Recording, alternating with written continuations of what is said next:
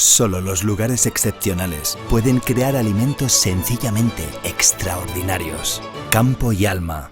Alimentos de calidad de Castilla-La Mancha.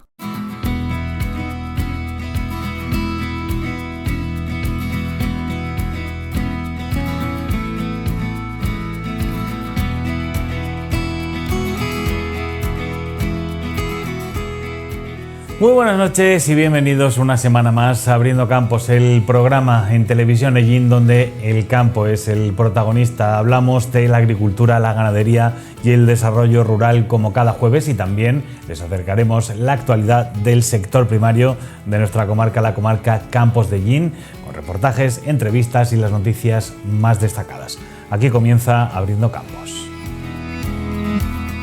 Más de 1 millón de hectáreas de cereal se pierden por la falta de rentabilidad. Denuncian las organizaciones agrarias la especulación y el coste insostenible de los fertilizantes. El Ministerio de Agricultura anuncia medidas para atraer a los jóvenes al sector agrícola. Preocupante que solo el 9% de los agricultores sea menor de 41 años y 2/3 se jubilarán en los próximos años. El proyecto Cubicut de UPA fomenta el uso de cubiertas vegetales en cultivos leñosos para conservar agua, frenar la erosión y mejorar la biodiversidad del suelo. Hoy veremos las diferencias entre el albaricoque bulida, el pepito rubio y moniquí, y también hablaremos de la pera Ercolini, un producto estrella que buscan los mercados más selectos.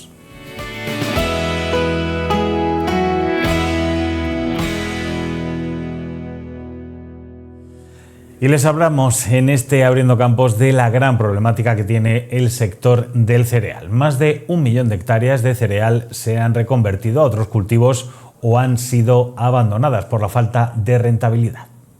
Así lo denuncian UPA, Asaja y COAG ante el Ministerio, ya que los precios no son dignos y piden el apoyo del Ministerio porque si no el cereal no tendrá futuro. Venimos a poner en valor una problemática que tenemos con los cereales.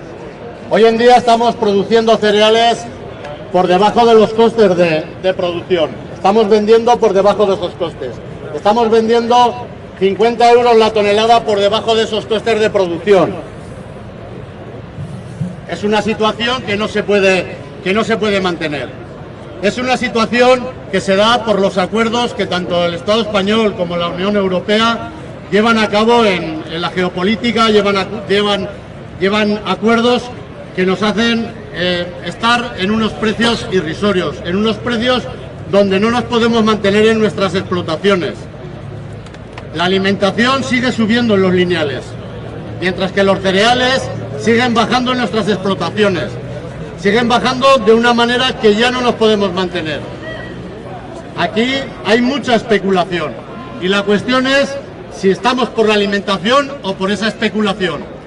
El sector cerealista lamenta que siendo un buen año para el cultivo, el precio sea por debajo de los costes. Bueno, buenos días. Soy Ignacio Huerta, secretario de Agricultura de UPA.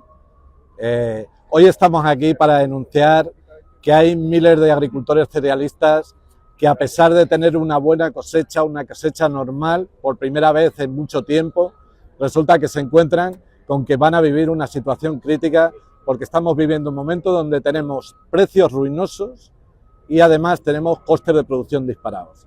Y ninguna de las dos cosas es responsabilidad de los agricultores, y esto es lo primero que tenemos que poner de manifiesto. Porque con respecto a los precios tenemos por un lado la especulación que está habiendo por parte de los mayoristas y de los intermediarios, que están haciendo que ni siquiera esta bajada de precio vaya a los ganaderos y repercuta a los ganaderos en los precios de los piensos.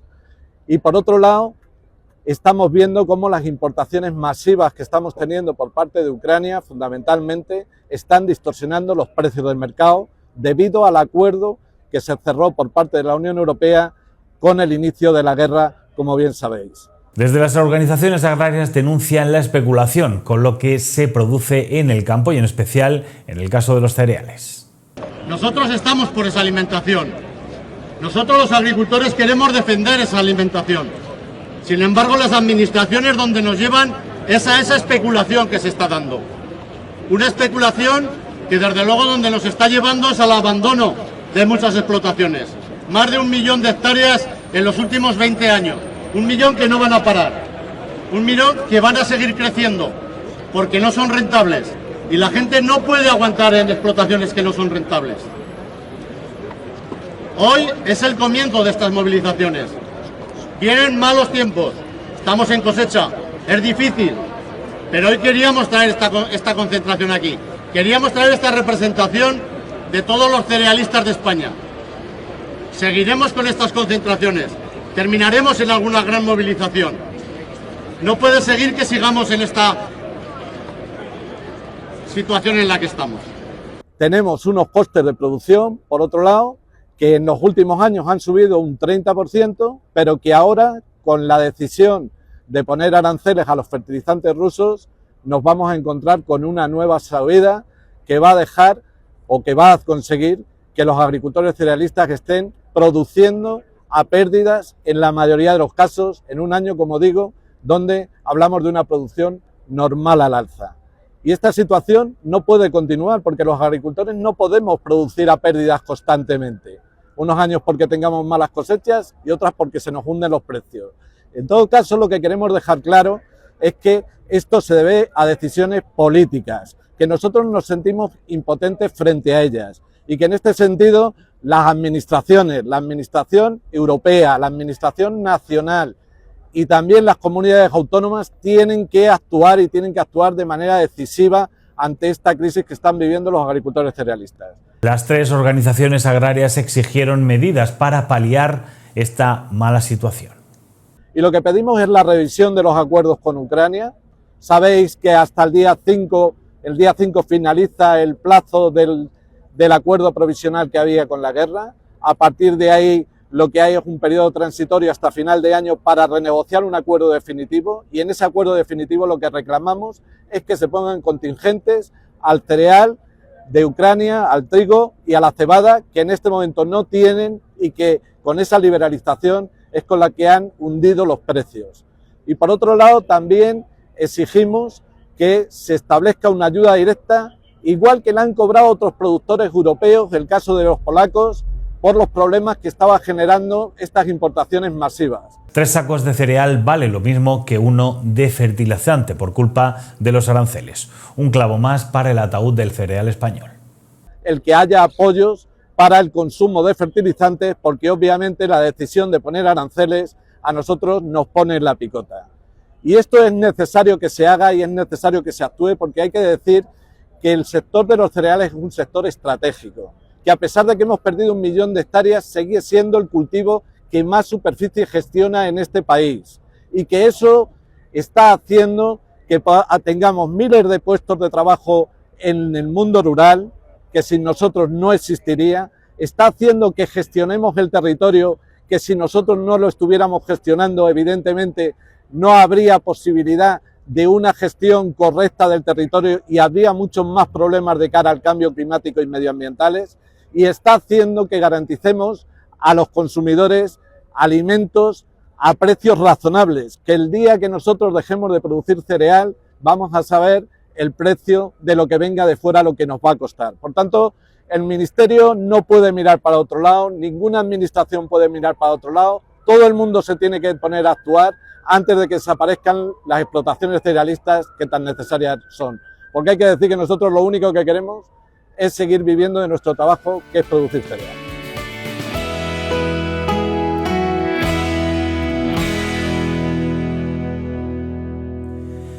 El Ministerio de Agricultura ha anunciado esta semana una batería de medidas, así como una estrategia europea para la incorporación de jóvenes al sector agrario.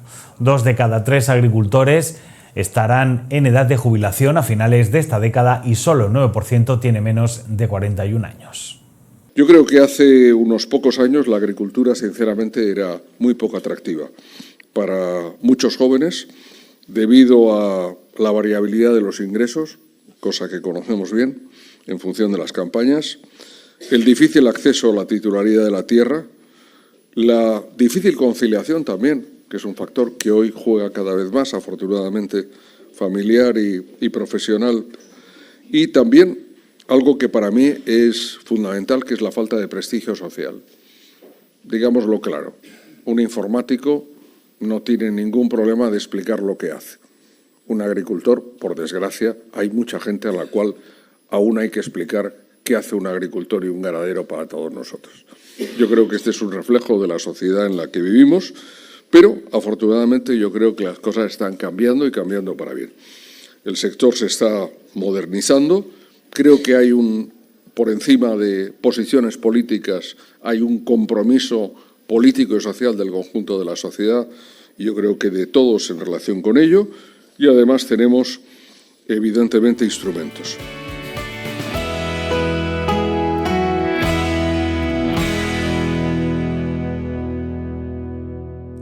Las cubiertas vegetales no solo mejoran la salud del suelo y la biodiversidad, sino que también contribuye a la conservación del agua y la reducción de la erosión. El proyecto Cubigut, descubriendo las cubiertas vegetales en cultivos leñosos, es una iniciativa de la Unión de Pequeños Agricultores y Ganaderos con el objetivo de ayudar a todos los agricultores que quieran hacer una gestión del suelo en sus parcelas.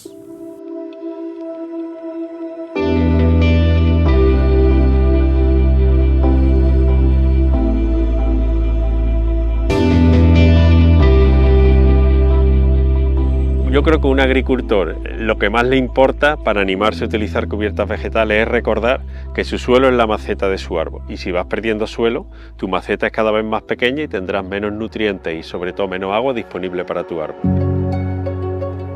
El balance ha sido muy positivo, en particular porque es el primer proyecto que nos ha permitido ponernos en común a especialistas en cubiertas vegetales que estamos trabajando cada uno en distintos cultivos en distintas zonas de España. Y yo creo que ha permitido crear una serie de puesta en común de información y de recomendaciones prácticas que van a ser muy beneficiosas para el sector. Nos encontramos en una viña de secano de la variedad Bobal en el término municipal de entre Sisante y Las Casas de Benítez. Nuestra función en el proyecto Cubigut ha sido poner a disposición del proyecto parcelas que ya llevaban con cubierta vegetal bastantes años. Estamos demostrando que esta tecnología de manejo del suelo es viable. El suelo es un recurso que es muy limitado y que cada vez está viéndose más degradado, y entonces el introducir cubiertas vegetales pues nos permite mantener ese suelo cada vez mejor y que no se nos degrade tanto, y bueno, pues tener unas producciones mejores, porque también un suelo más sano y más estructurado pues nos da una fertilidad mayor, y entonces pues es también mejor para los agricultores. Hay muchos tipos de cubiertas, pero básicamente son dos. Una, la cubierta vegetal espontánea, que es la vegetación que existe en la finca, que la dejamos crecer, y otra, la sembrada, que es las que incorporamos especies que van a mejorar todavía más aún los efectos de la cubierta. Las principales ventajas de las cubiertas vegetales son, en nuestras condiciones, proteger el suelo de la erosión, mejorar el contenido de materia orgánica y mejorar otras propiedades físicas del suelo, como la capacidad de infiltrar agua. Y además, otras desde el punto de vista de medio ambiente, como es mejorar la biodiversidad. La erosión a escala de heladera, básicamente lo que hace la cubierta vegetal es actuar como un escudo frente a la lluvia. Disipa su energía y evita que el suelo se pierda, y cuando luego empieza a escurrir, sigue actuando como escudo para que el agua no la arrastre. Tener una barrera física en el suelo que evite ese impacto de las gotas de lluvia, que evite que ese agua que va en escorrentía por la ladera vaya tan rápido y tenga esa capacidad de arrastre, pues y tener esas raíces que nos sujetan el suelo, pues con todas esas formas de trabajo, las cubiertas vegetales es una herramienta fundamental para luchar contra la erosión. Hemos llegado a la conclusión de que el suelo se puede manejar de una manera distinta al laboreo tradicional. En esta parcela hay instaladas sondas, sondas de humedad del suelo, porque se trataba de comparar cómo evoluciona la humedad del suelo en un manejo con cubierta vegetal y en un manejo con laboreo. Y hemos visto que un manejo adecuado de los dos sistemas, los balances hídricos del suelo son muy similares.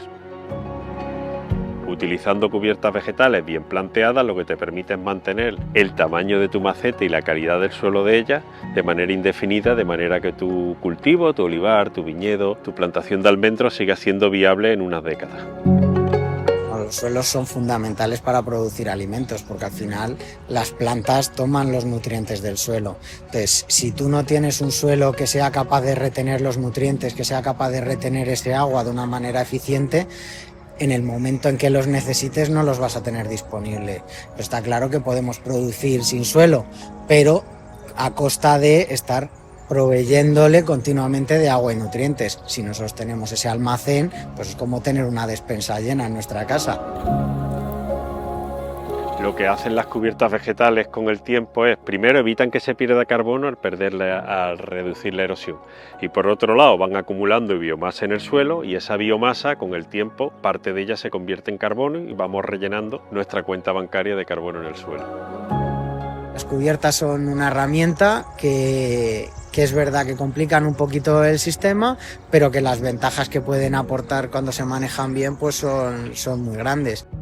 La conclusión que hemos llegado en el manejo de las cubiertas vegetales con vegetación espontánea, no solo con los datos de este año, sino con los de varios años con climatología y patrón de lluvias distinto, es que la vegetación espontánea se adapta perfectamente a los regímenes de precipitación variables que tenemos cada año. La adopción de un sistema de manejo del suelo, sea cubiertas vegetales, sea laboreo, debe hacerse por el pleno convencimiento del que el sistema es bueno, no exclusivamente porque se reciben subvenciones. Las conclusiones obtenidas en este proyecto Cubigut van en línea con los conocimientos que se tenía previamente. Las cubiertas vegetales son un sistema plenamente recomendable para adoptar por cualquier agricultor en el manejo del suelo.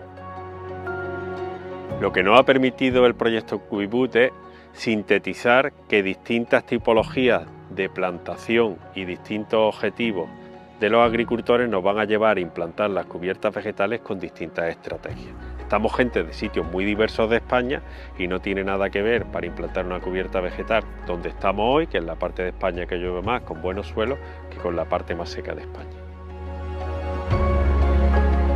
No hay una sola receta perfecta para todas las cubiertas vegetales y que cada sistema requerirá su propio manejo, sus propias especies, sus propias fechas, sus propias maquinarias, pero que al final pues que es una herramienta que tenemos ahí, que tenemos que aprovechar porque nos produce muchísimos beneficios. Yo creo que lo más interesante del proyecto es que nos ha permitido aterrizar en el hecho de que desde el punto de vista académico podemos dar una serie de recomendaciones generales, pero el punto final, como en la medicina, el punto final es en esa relación entre el agricultor y el técnico con su plantación, y yo creo que hemos sido capaces de alcanzar el equilibrio entre recomendaciones generales e indicar dónde tiene uno que afinar a escala de finca.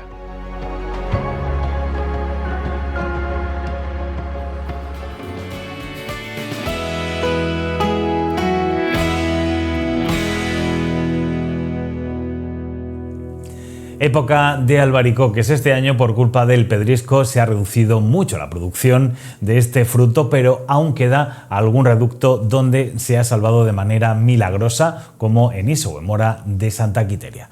Vamos a hacer un reportaje y veremos la diferencia entre el albaricoque búlida, el pepito y también el moniquí.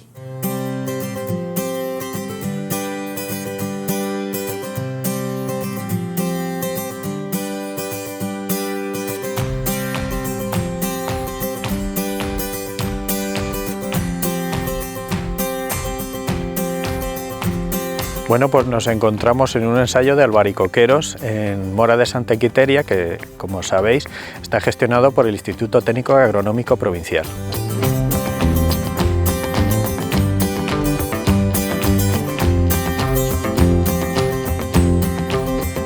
El objetivo principal de este ensayo es mantener una serie de ecotipos del albaricoque moniquí. Estamos viendo últimamente como el cultivo del albaricoque moniquí, que ha sido, digamos, una seña de identidad de toda esta comarca, pues cada vez está perdiéndose en superficie de este cultivo. Entonces lo que pretendemos aquí es mantener un poco una especie de reservorio de todas esas líneas de albaricoque moniquí. Ese es el objetivo. Y también como complemento pues tenemos también otra serie de variedades un poco para complementar y comparar los problemas que pueda tener esta variedad con respecto a las otras.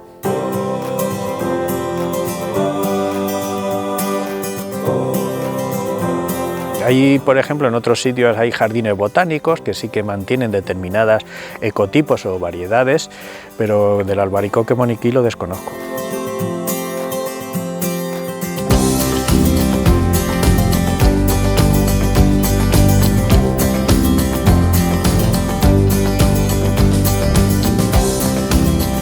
Bueno, el albaricoque moniquí, todos sabemos las características que tiene, sabemos antiguamente que era la economía de toda esta comarca se basaba en la fruta de hueso, tenía mucho peso, especialmente el albaricoque. Tenemos aquí toda esta comarca de los Campos de Illín, donde el búlida, los pepitos rubios y especialmente aquí en la zona esta de aquí, lo que es de Tobarra, pues el albaricoque moniquí ha constituido ha tenido un peso muy grande en la economía agraria de la zona. Últimamente estamos viendo como la fruta de hueso está en recesión, cada vez se cultivan menos hectáreas por todos los problemas que tiene, de competitividad, de productividad, de mano de obra, y eso está haciendo que muchos agricultores pues estén un tanto desanimados con este cultivo. ¿Qué es lo que se pretende aquí con este ensayo? Pues lo primero, lo que hemos dicho es mantener todas esas líneas, esos ecotipos, porque sabemos que de albaricoque moniquí hay algunos que tienen ciertas coloraciones más anaranjadas, rojizas, otros que son el moniquí blanco que se les llama, cada uno que mantiene toda su esencia, como es el extraordinario sabor, pues tienen determinadas diferencias. Con eso, en este ensayo ese es el objetivo básico, es mantener esas líneas, mantenerlas aquí vivas. Luego pues también tenemos otra serie de variedades como es el pepito rubio, que es indispensable también para la polinización. El albaricoque moniquí, uno de los problemas que tiene es que es una variedad autoincompatible. ¿Eso qué significa? Muy sencillo. Su propio polen no le vale para polinizar, se necesita de otras variedades para que se polinice. Por eso la variedad moniquí es tan importante, que haya abejas y que haya otras variedades que le suministren polen. La variedad que mejor hemos visto aquí, el solape, por la época de floración, que es muy similar, prácticamente igual, es el pepito rubio. Pepito rubio le suministra, por eso aquí tenemos el pepito rubio, que es un complemento esencial cuando se quiere hacer una plantación de albaricoque moniquí. Luego también podemos ver el búlida, que también es una variedad muy interesante, y después pues también tenemos variedades como de estas que están también últimamente también expandiéndose, como es el rojo pasión, murciana, ese tipo de nuevas variedades que provienen de los programas de mejora del CEBAS de Murcia.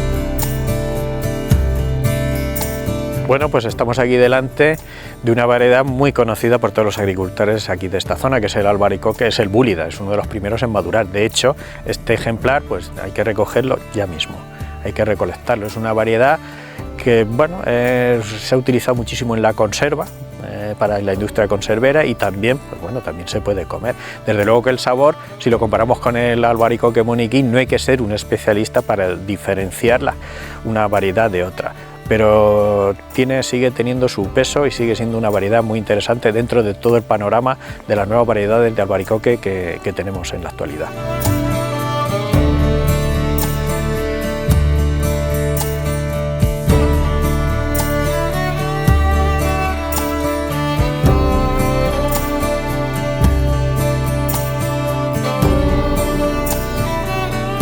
Una característica es que es una variedad autocompatible, es decir, él mismo se puede polinizar a sí mismo. Entonces eso es una característica muy importante, es una variedad más productiva, no tiene los problemas de esas producciones erráticas que podemos tener en el albaricoque moniquí, y en términos generales es bastante más productiva. Ya está para recogerse, digamos que viene ahora mismo en nuestro campo de ensayos. La primera en recolectarse es el búlida, luego viene el pepito rubio, y después ya nos encontramos de las últimas en recolectarse, que viene a ser el albaricoque moniquí.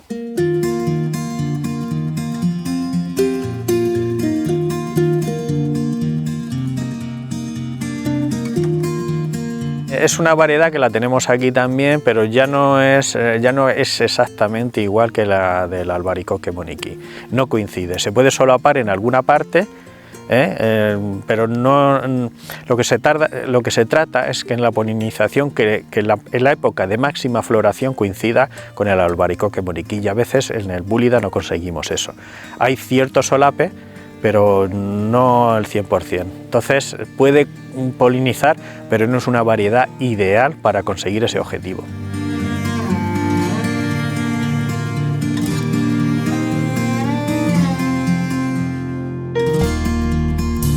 Bueno, pues aquí estamos viendo el típico fruto del búlida. Es de menor calibre en términos generales que el albaricoque moniquí o pepito rubio.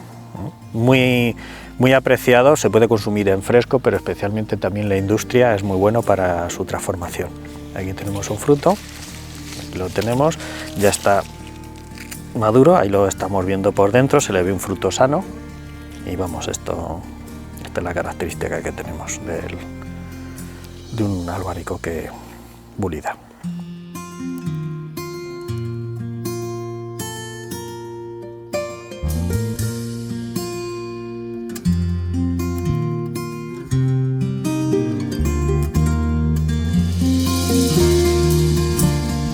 Bueno, pues el pepito rubio también es una variedad de las que consideramos de clase, tiene un gran sabor, madura un poco más tarde que el búlida, digamos que en ese calendario de maduración primero estamos ahora el búlida, que es para cogerlo ahora a principios de junio, luego viene con una semana aproximadamente, depende un poco de cómo vengan las temperaturas, viene el pepito rubio y posteriormente viene el moniquí.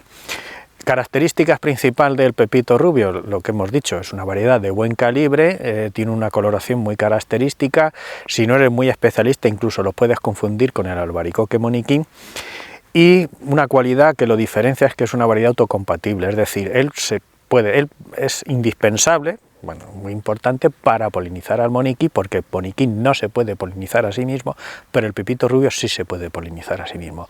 Nosotros en los ensayos que hemos tenido hemos visto como el pepito rubio es mucho más productivo que puede ser el moniquí. ¿Cuál es la pregunta que nosotros podemos hacernos? Oye, el sobreprecio que pueda tener un albaricoque moniquí con respecto a un pepito rubio nos puede compensar esas carencias productivas que tiene el albaricoque moniquí. Al final, cuando alguien aborda una explotación de albaricoques, lo que quiere, el primer objetivo es que sea rentable, que te quede dinero. Entonces, al final, esas producciones erráticas del albaricoque moniquí van en contra de esa rentabilidad. El pepito rubio, pues lo que les hemos dicho, es más productivo, vale para polinizar el albaricoque moniquí y luego tiene también un buen sabor, muy buen sabor.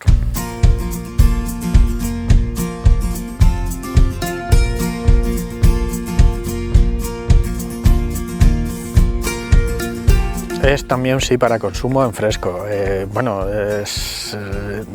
Si ahora vemos dos frutos, vemos que son ligeramente distintos en el plano de sutura que tienen, el calibre es muy parecido y después tiene también un tipo de coloración que es un poco más distinto que puede tener el albaricoque moniquí, y sobre todo en el sabor también hay una diferencia, pese a que el pepito rubio sabe muy bien y está muy rico.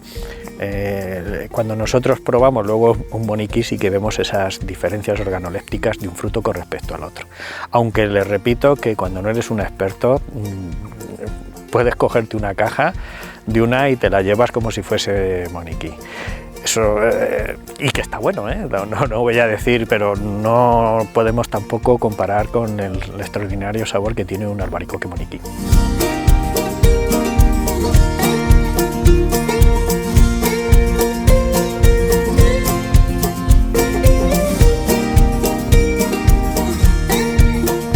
Puede haber otras variedades, pero lo que sí tenemos claro que el solape de la polinización, es decir, que las dos variedades entren en floración, es muy similar en el pepito rubio con respecto al moniquí. Entonces, en una plantación, si queremos ese suministro de polen para una buena polinización, tenemos que acudir al pepito rubio, principalmente.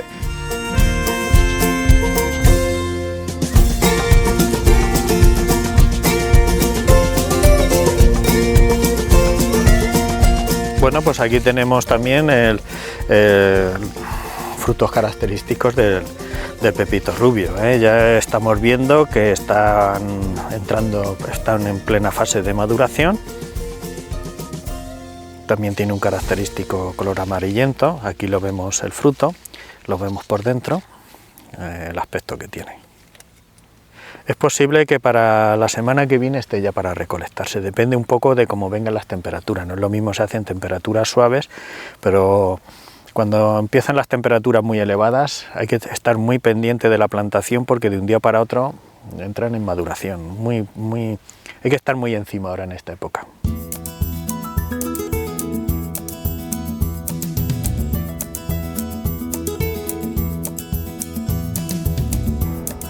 Bueno, como complemento también al ensayo este que tenemos de albaricoque moniquí, pues consideramos también conveniente comparar el albaricoque estos tradicionales que nosotros tenemos con variedades muy conocidas hoy en día también, como puede ser la variedad esta del rojo pasión, que proviene de los programas de mejora del CEBAR de Murcia. Aquí tenemos un ejemplar, ahí lo vemos, todavía está muy verde, que le queda aún todavía para la recolección. Seguimos viendo más variedades, hemos pasado del rojo pasión, ahora vamos a ver otro ejemplar.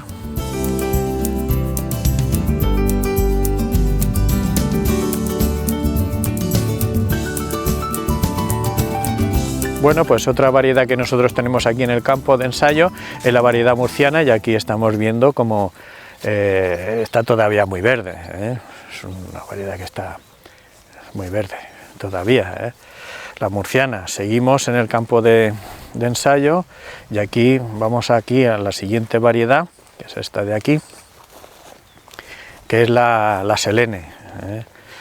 Aquí ya lo tenemos, esta ya está también a punto de madurar, ya estamos viendo la coloración que tiene. Siempre lo que se trata ahora mismo con distintas variedades es digamos que mantener a las plazas, mantenerlas con suministro de albaricoque, entonces se acuden a distintas variedades para ampliar esa campaña. El problema que tiene el albaricoque moniquí es que está muy limitado, tenemos una semana en la que se tiene que recolectar, y después ya para mantener suministro tenemos que acudir a mantenerlo en cámaras frigoríficas. Y este, pues lo que les he dicho, es la variedad selene. Seguimos.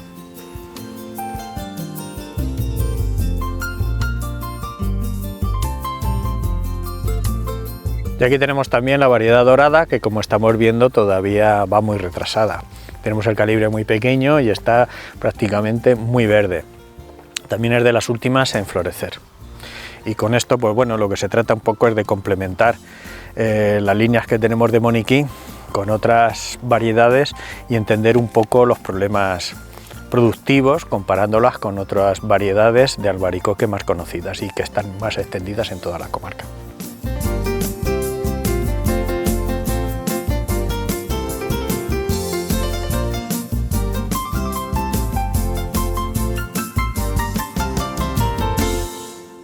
Bueno, pues el albaricoque moniquí es una variedad muy conocida, muy apreciada. No hay que ser un experto para diferenciar un albaricoque moniquí con respecto a otros. ¿Cuál es el problema del albaricoque moniquí? Pues que está perdiendo masa crítica, es decir, cada vez se están perdiendo superficie destinada a este cultivo por los problemas que antes hemos dicho. Problemas de polinización, polinizaciones erráticas, y solo aquí, por ejemplo, estamos detrás de mí, tenemos un ejemplar de albaricoque moniquí y este año la producción ha sido bastante escasa. Hay también problemas de horas frío, necesita invierno con muchísimo frío para que pueda acumular horas frío para que se produzca una buena polinización. Cada vez tenemos los inviernos más templados, eso está haciendo que el albaricoque también refleje esa anomalía térmica, se quede reflejada en esas carencias que hay productivas. Más características que tenemos, pues eso es lo que está ocurriendo. ¿Se aprecia mucho? Sí, pero ¿está dispuesto el consumidor a soportar ese producto que podemos decir delicatessen? El sobreprecio puede paliar o enmendar esas carencias productivas, pues eso es lo que está pasando. Hoy en día se está sustituyendo mucho este cultivo a favor de otras variedades más productivas o incluso con otras especies como pueden ser los paraguayos o chatos o como se les dice, o el propio melocotón.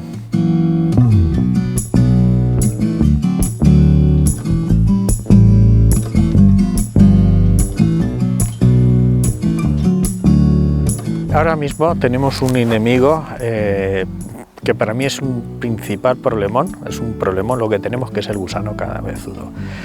Es un killer, como se dice ahora mismo, del albaricoque, y sobre todo en aquellas plantaciones que no están muy regadas o que están ligeramente abandonadas.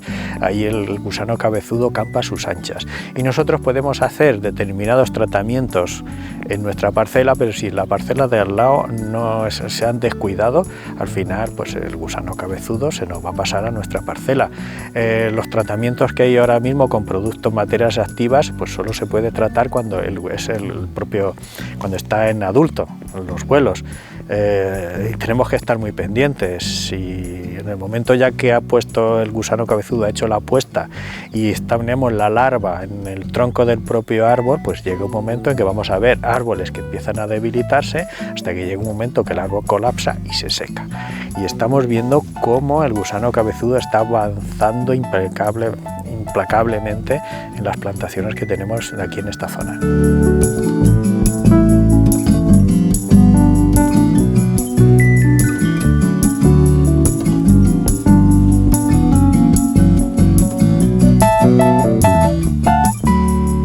Bueno, todo lo que viene son medidas preventivas, es decir, mantener el árbol cuidado para que esté fuerte, que las larvas prefieren los troncos secos con respecto a un tronco que esté húmedo, con lo cual a veces tener ahí el sistema de riego por goteo puede hacer que esa larva, en vez de poner ahí la puesta, se decida por otro árbol que está sin esa humedad.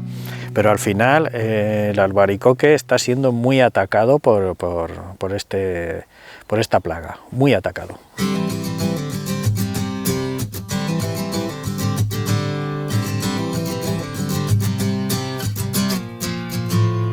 Bueno, la época de floración ya depende un poco de cómo vengan los años. Aquí hay años que a finales de febrero lo podemos ya tener en floración. Buscamos el pepito rubio para que se produzca ese solape en la floración y pueda ese trasvase de polen. Y ojo, que ese trasvase de polen no lo hace el viento, lo tiene que hacer única y exclusivamente las abejas o cualquier otro tipo de insecto que sea capaz de transportar ese polen. El polen no lo transporta el viento, lo transporta las abejas. De ahí la importancia que tenemos que tener abejas en nuestra plantación. Si no tenemos abejas, eso también está incidiendo muy negativamente en las producciones del albaricoque moniqui. Esa carencia que nosotros tenemos de abejas, imprescindible que haya abejas. Luego, la maduración, pues siempre estamos viendo que dependiendo de los años, incluso antiguamente que veníamos las primaveras no eran tan cálidas, pues se puede acoger incluso para los primeros meses de julio, pero hoy en día ya en junio prácticamente suele estar el albaricoque a finales prácticamente recolectado. Y repito, depende un poco de cómo venga el año. Hoy estamos a 11 de junio, pero estamos viendo ahora mismo que el árbol lo estamos viendo que está todavía muy verde. En condiciones normales, que nos quedaría pues a lo mejor un par de semanas aproximadamente para iniciar la plena recolección.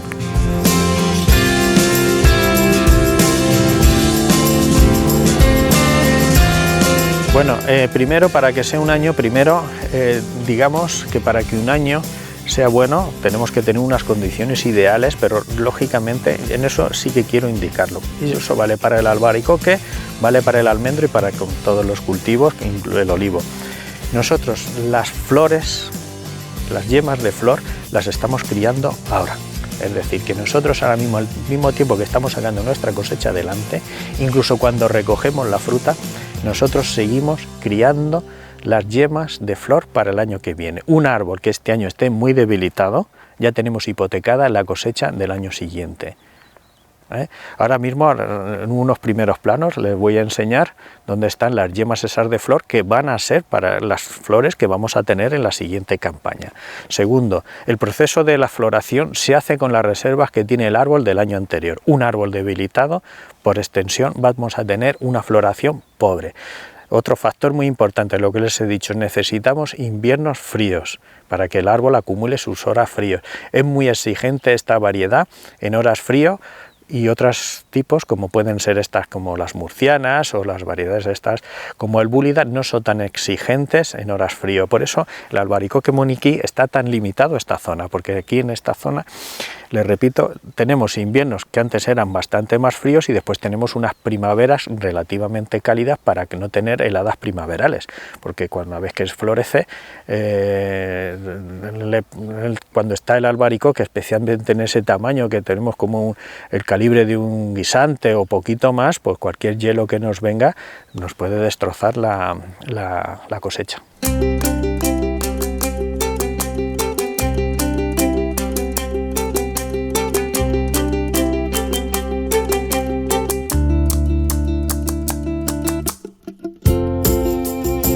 Bueno, en la polinización lo que se trata es que no llueva, sobre todo principalmente para que puedan volar las abejas en el momento que hace muchísimo viento. En el momento que llueve, las abejas no vuelan y entonces eso no pueden hacerse esa labor de transporte del polen. Entonces esas condiciones. Y otra cosa también muy importante es que hagan unas temperaturas frescas. El proceso de la polinización es un proceso biológico, bioquímico muy delicado, en el cual una vez que ese polen está en la flor, en el estilo de la flor, tiene que germinar e ir creciendo el tubo polínico. Cuando tenemos temperaturas muy elevadas, ese proceso se deseca, lo que es el estilo de la flor, se deseca y no culmina ese proceso. Es que siempre aquí se suele decir coloquialmente que se abochorna la flor y todo esto, y eso son por las temperaturas esas muy cálidas. Estamos diciendo que a veces, hasta que tener una cosecha elevada, tenemos que muchos condicionantes.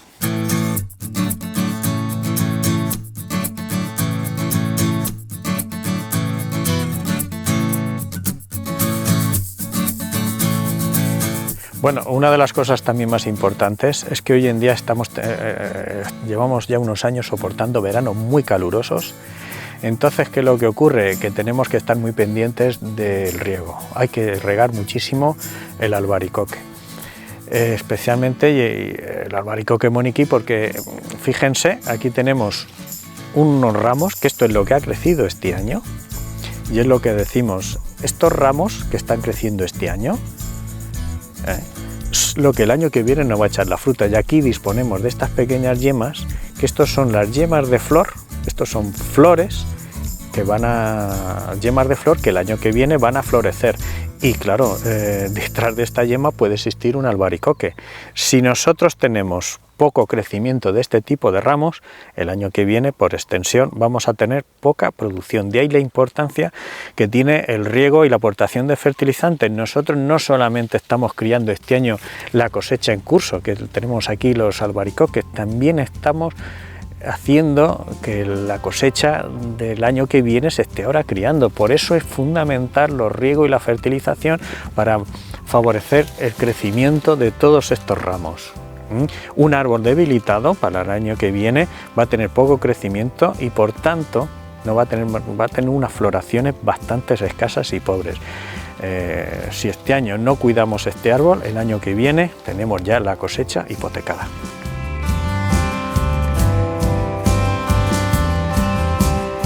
Bueno, pues aquí tenemos los tres frutos característicos que tenemos aquí en el ensayo.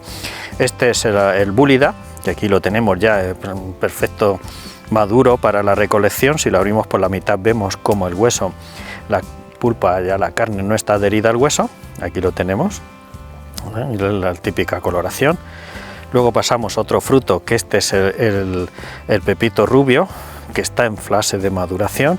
Ahí lo tenemos, se puede despegar la carne del hueso, le quedan unos días para que pueda ser se pueda recolectar.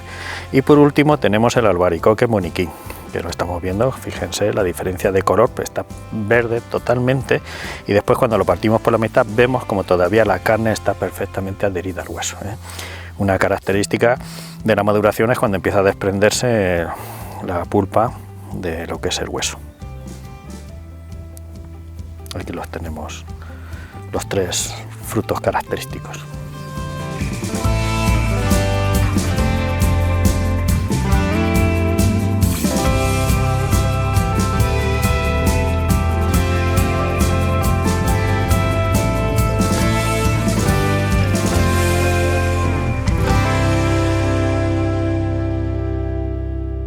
Y hacemos una breve pausa en Abriendo Campos, pero continuamos y ahora continuaremos hablándoles de las peras. No se vayan, que volvemos.